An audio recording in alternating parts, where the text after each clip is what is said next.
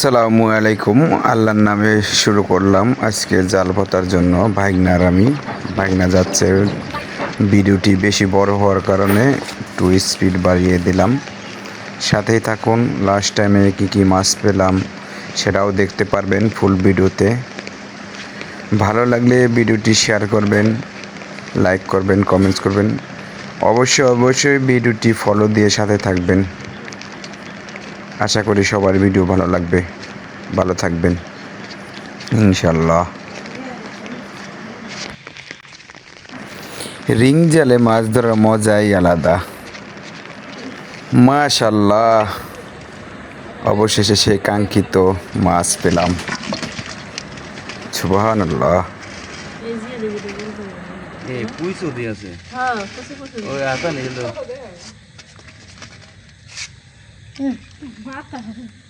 লিঙ্গুর